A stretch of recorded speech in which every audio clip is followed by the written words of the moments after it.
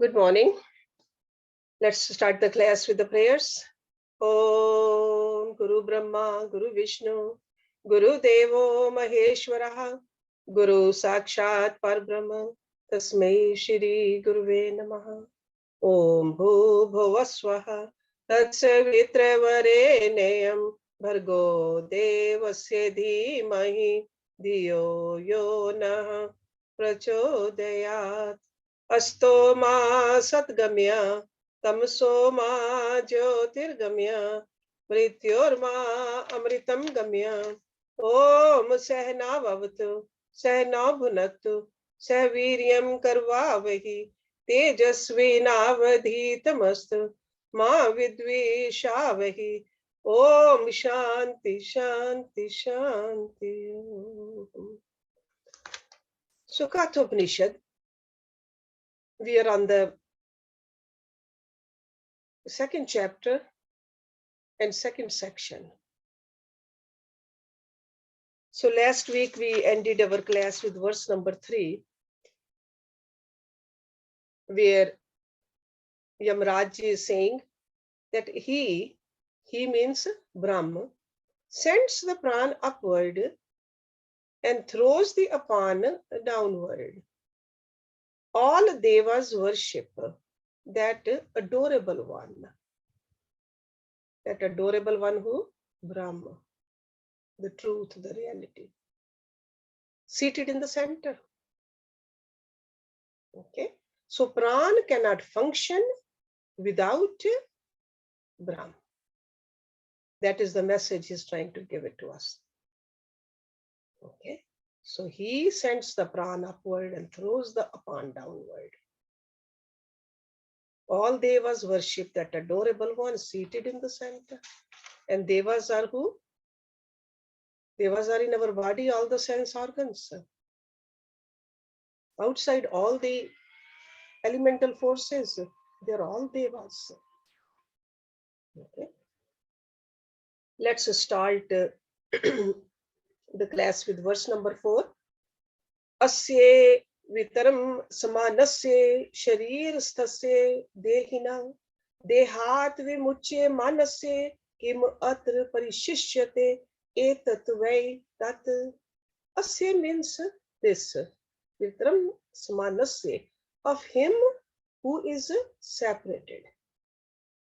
Sharir stasye, who dwells in the body. Dehina, the soul, the indweller. Dehat, from the body. Vimuchye manasye, of him who is freed from the body. Kim means what? Atra, here. Here means in this body. Parishishyate, remains. Etat means this. Vai means verily. Tat means that. When this Atma, who dwells in the body, is separated from the body, he is freed from this body. What remains here in this body? This verily is that. So this Atma, the soul, the part of God, upon whom all the devatas, the indriyas depend upon, who is the controller and the director of all the prans also, is the king of this city, which he mentioned earlier, this city with 11 gates. And the city is our body. So when the Atma departs from the body, all the activities of that physical body seemingly depart with the Atma. Seems like that the whole energy has left. So it's almost like when the Lord quits the body, no matter how great that body has been, while living, his body starts to decay. We all know that now. It perishes. It reaches the dust from which the material of the body had come. That's why that popular phrase, dust to dust, came from there, goes back to that. And what remains then? With this question, see, he says, Kim atar parishishyate? What remains? So there remains practically nothing upon which we may glorify that empty shell, the dead body. So this is the point he's trying to make. What remains? Nothing. The king has left. The dust is going to become one with the dust. Okay. So with these kind of verses, this great Lord of Death is making us think. What really remains here in this body? Nothing. Na pranen, na apanen, mrityaha jivati kaschana, itren tu jivanti, yasmin etau upashritau. Na pranen, not by the pran, na apanen, nor by the apan. So pran is the incoming breath, apan is the outgoing breath. Okay. Mrityaha, the mortal, the man. Jivati, lives. Kaschan, ever. Itren, by some other. Tu means but. Jivanti, they live. Yasmin, on whom. Etau, these two. Upashritau, depend. He says, not by pran, not by apan, does any mortal live. But it is by some other on which these two depend that man live. Okay, so we are not living because of the pran and apan. There is some other force which is behind the pran and apan. And he's taking our mind there. He says a man lives not because of his body, mind, intellect, functioning through the prans. Because we see all our life activities through the pran. And we think that we are dependent upon only the pran. But there is something which enlivens the pran. The prans function only when life resides in the body. And that life is the soul, the part of God. It's almost like if we take an example of a house, the walls, the beams, the tiles, definitely they are all necessary parts which constitute together the house. And this is what this body is. The bones, the skin, the pran, the hair, the nails, those are only the parts. The house is not built for the walls, nor for the beams. They all together form an entire whole, for the sake of whom? Sake of the master who lives in that house. So owner of the house has all the freedom to walk in or walk out of the house at his own sweet will. Bricks or the wood, they only constitute the walls. The same way our indriyas, the limbs of the body, our mind, our intellect, and even our pran, they are all parts of the body assembly. The whole thing exists for the sake of the Purush, the Atma. Atma is the king. Atma is the owner. The body in itself has no freedom to act as it lasts. But Purush can walk out of the body with all the freedom. That's the point he's trying to make over here. So when the Atma leaves the body perishes. So the source of life is not Prana. The prans end and perish themselves when the Atma, the source of life, discards its temple, the body.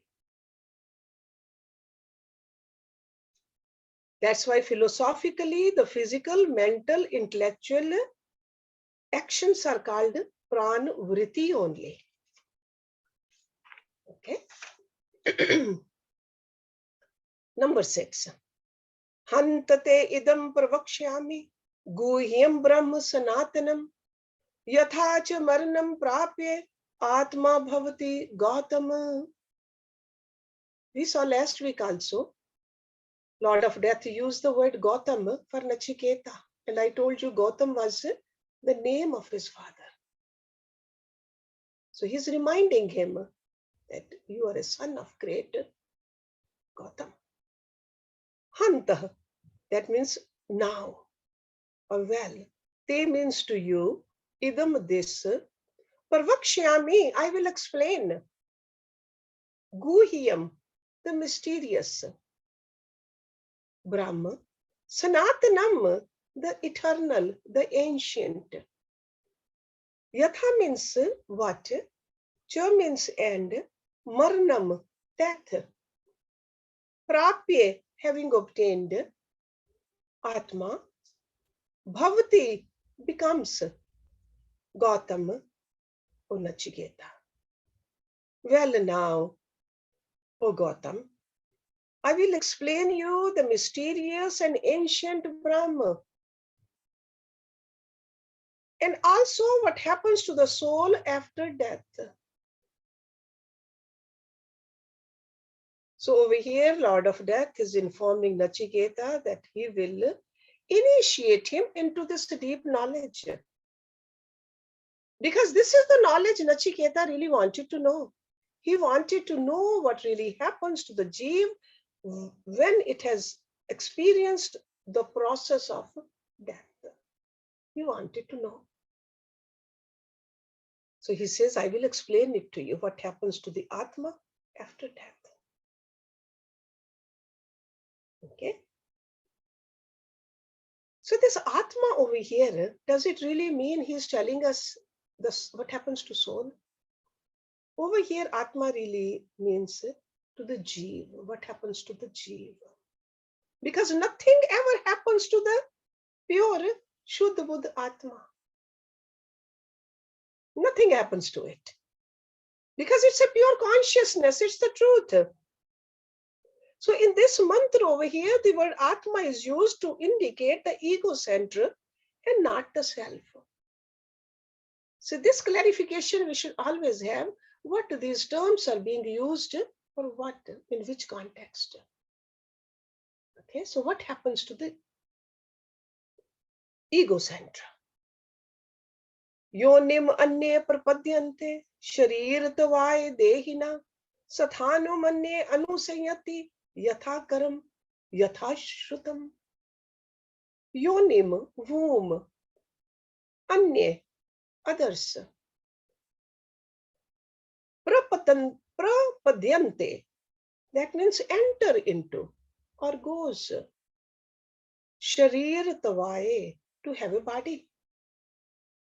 Dehina, embodied soul. Sathanum, that means immovable, like plants. Anye, some. Anusayati, continuously follows or go. Yatha, according to. Karam, action. Again, yatha, according to. Shrutam, knowledge. Yatha karam, yatha shrutam.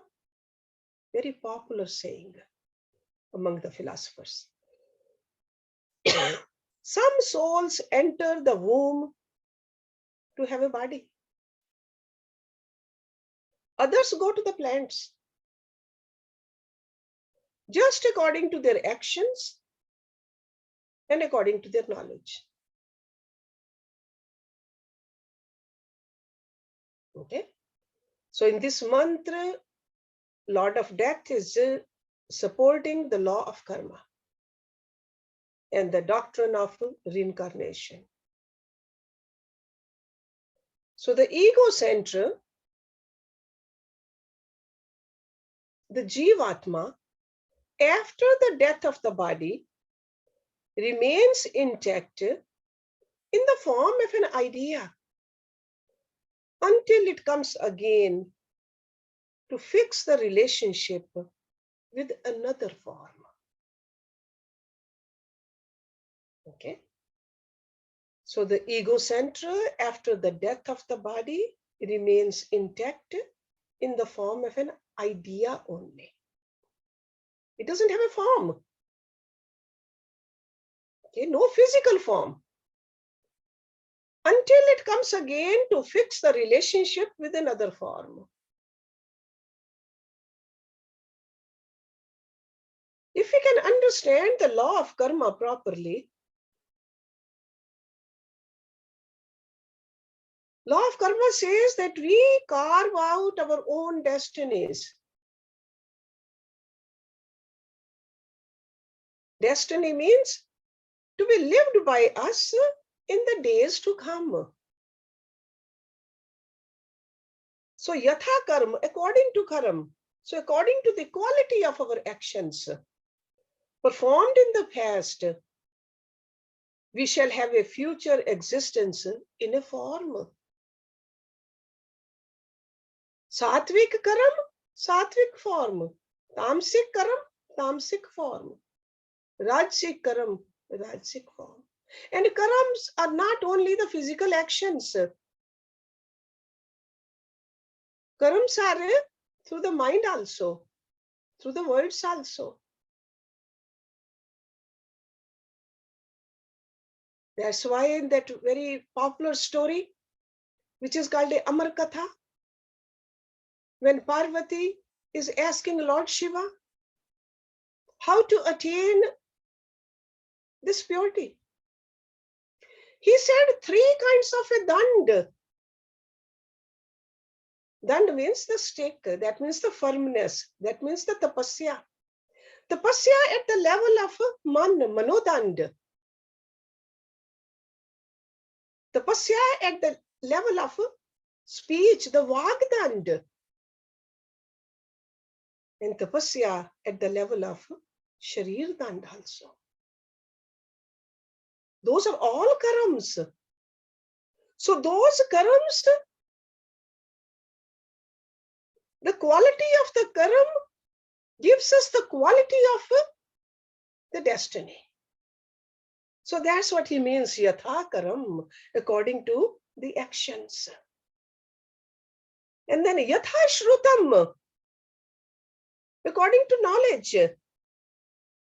Because the future lives are dependent not only upon the actions committed in the past, but also by the degree of the knowledge of the reality.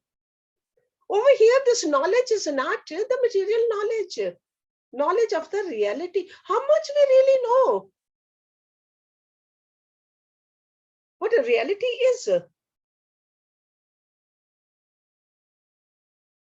Right now, as a human being, we have the intellect, we can understand with the help of the intellect. Is God here?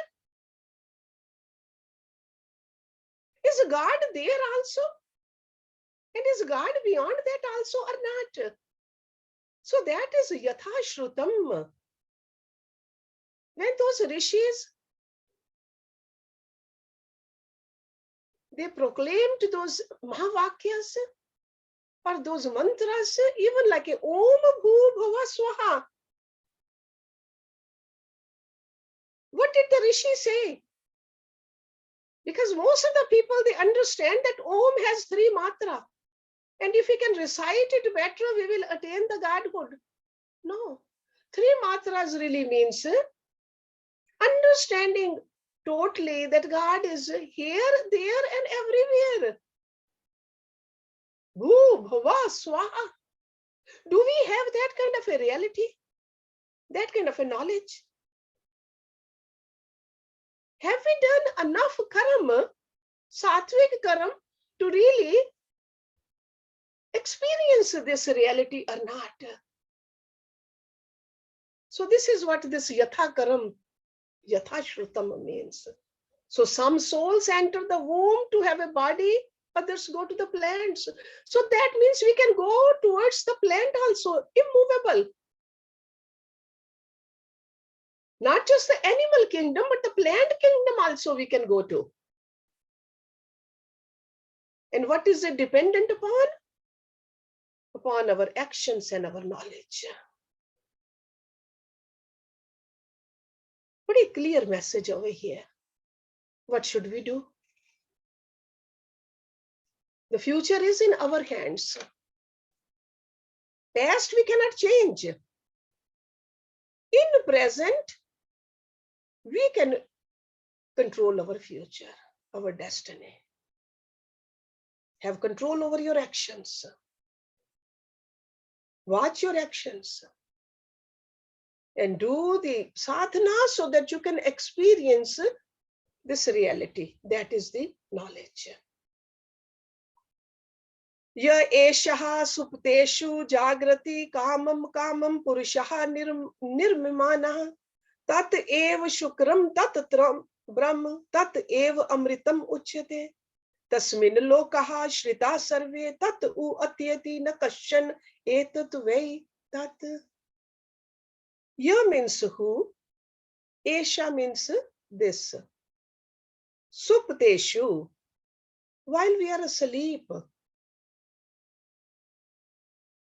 Jagrati, awake. Kamam, kamam, different objects of desires. Kamanai. Purushaha, the Purusha, the soul. Nirmimanaha, shaping. Tat means that, ev means verily.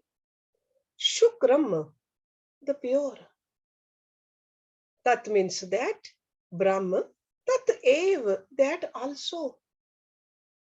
Amritam, immortal, uchyate, is called. Tasmin, in that.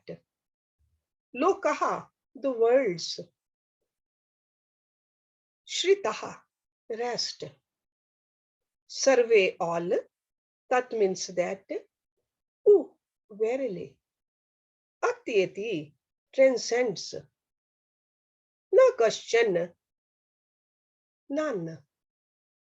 Etat veitat. This is verily that. That means this is what you asked for. The Purush who remains awake, shaping all sorts of objects of desires into dreams, even while we are asleep. Verily, that is pure, the Brahma, and that is also called the immortal. In that rests all the worlds. None can transcend that. This verily is that which you asked for. So that means that Atma, the soul, part of Brahma, ever remains as a witness of the three states, always awake.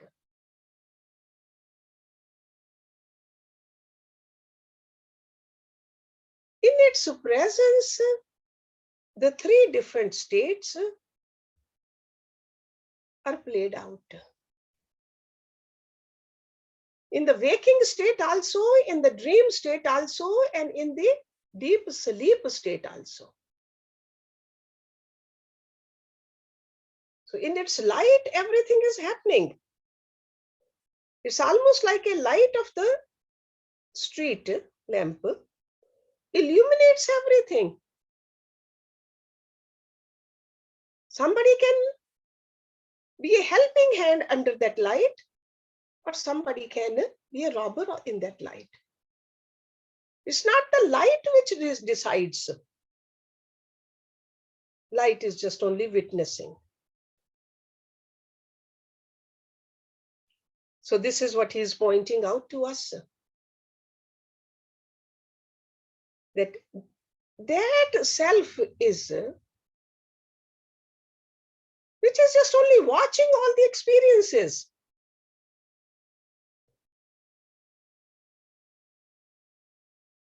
Because nobody can be unaware of the three planes of consciousness through which we spend our life: waking state, dream state, deep sleep state. That's why he keeps on bringing this in our attention. But at the same time, the self or the soul is not polluted by any of the intentions. So that's why he used the word kamam, kamam, these different desires. Who is desiring different desires?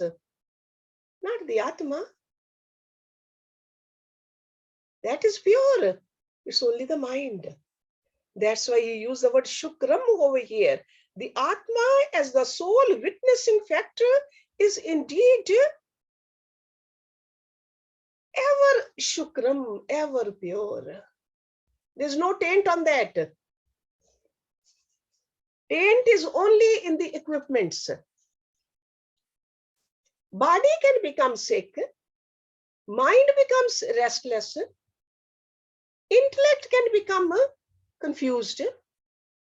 But Atma is not, no taint on that. It is ever pure, shukram. Agni yatha ekaha bhuvanam pravishtaha rupam rupam pratirupa babhuva. Eka tatha sarvabhut antaratma rupam rupam pratirupaha bahija. Agni, fire. Yatha, just as. Ekaha, one, single. Bhuvanam, world. Pravishtaha, having entered. Rupam rupam, every form. Pratirupaha, respective forms. Bhuv, becomes. Ekaha, one. Tatha, also. Sarvabhut antaratma, the inner self of all beings. So Sarvabhut means all beings. Antaratma means inner self. Rupam rupam, different forms. Pratirupaha, according to the form.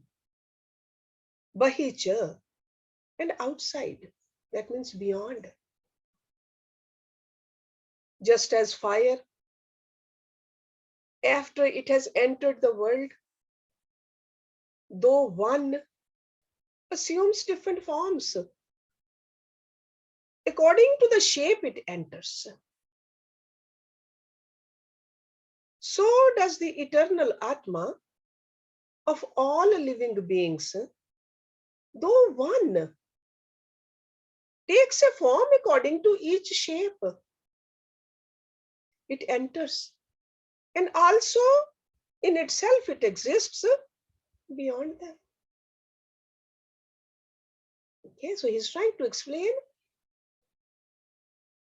this Atma to us. So it's not just a fire only, but even a clear liquid or some kind of a colored liquid, if you put it in different shapes of bottles, we think that the fluid has taken different shapes. If the fire we cannot understand, but the water we can, colored water. So that is not the shape of the water, but the shape of the container, and we think that water has taken the shape. So the same way, this dynamic life center, which we call Atma, it illuminates through different forms. So the forms are different, but the spiritual substance is universally the same. So there's no difference between the soul of a human being or any human being and the animal or a plant and a planet. It's the same. It's almost like an electric current that passes through a fan, a bulb, a fridge, a heater. We all know that it's the same. It's not that different electricity is coming for different equipment. Because of the difference in the instrument through which it passes, it manifests itself differently. It can give a light, or it can give a coolness, or it can give a heat. So equipment is different, not the electricity. The same way, the Atma is the same, only the form is different. And form it goes to according to the karam and gyan. So the Atma Tattva remains the same in spite of the different makeup of the different minds when it comes to function through. Its manifestations are of different forms, but Atma is the same. So when he says at the end, Bahicha, beyond also, or outside, so the pure consciousness, all-pervading truth, certainly presides over every form, every cell. But then it also adds, it's not limited to that area alone. It's everywhere, outside also.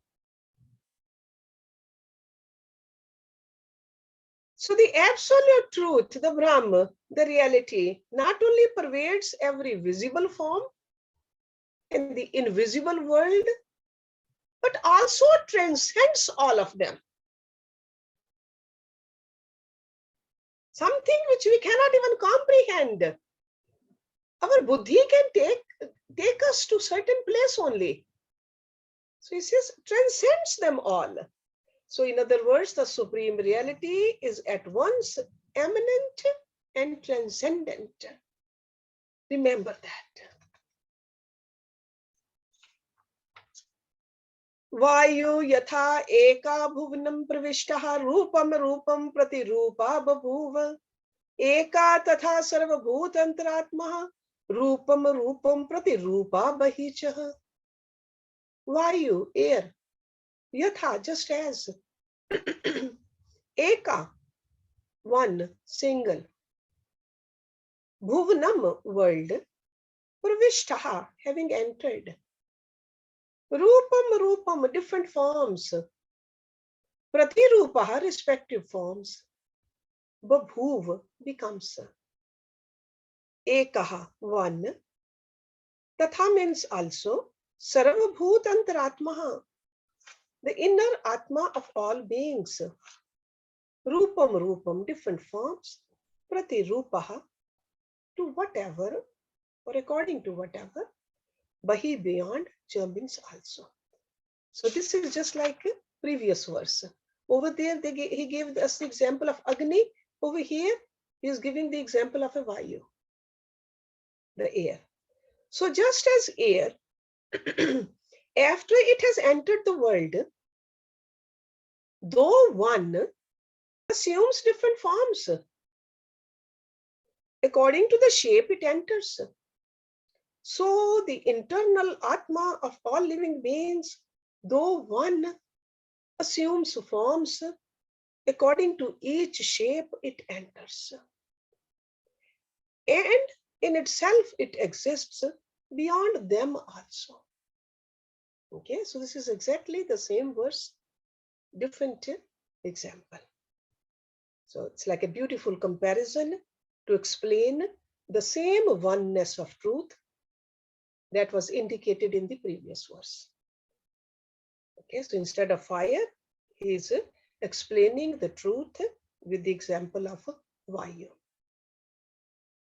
And Vayu, we know that whether it's a human being or any creeper or a tree, we all live upon the same vital air. Same air. Sometimes we even divide ourselves as human beings. But aren't we inhaling the same air? Whether we are tall or short, black or white, doesn't matter, old or young, same air which is keeping us alive. But then he takes our mind towards even subtler than that. The Atma, there's no difference at all. We are all part of the same Brahma. Whatever be the name and the shape of the object in the universe, we may cognize. They are all presided over by the same non-dual truth, essence we call Brahma or God. Once we really understand it or experience it, what is the problem? What is the agitation? What is the fear?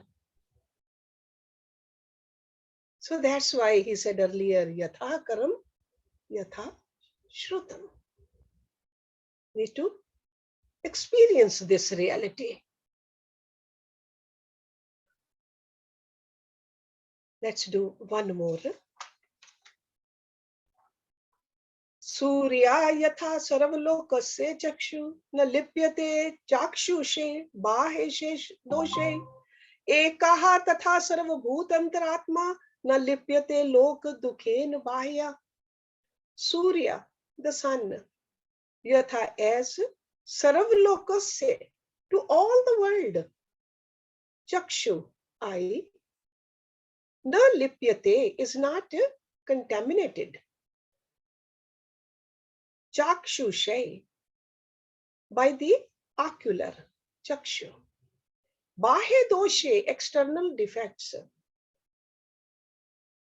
Ekaha, one, tatha, also. Sarvabhutantaratma, the innermost essence that resides in all beings. Na lipyate, is not touched. Lok, worldly. Dukhen, sorrows. Bahe, external. Just as the sun, the eye of the whole world, is not contaminated by the defects of the external eye.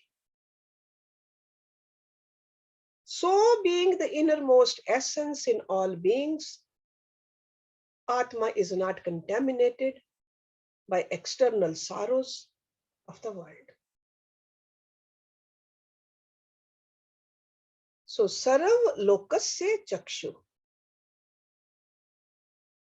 Without the light energy provided by the sun,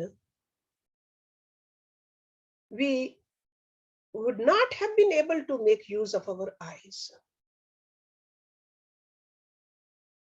to see different forms, different colors, different sense objects in the world.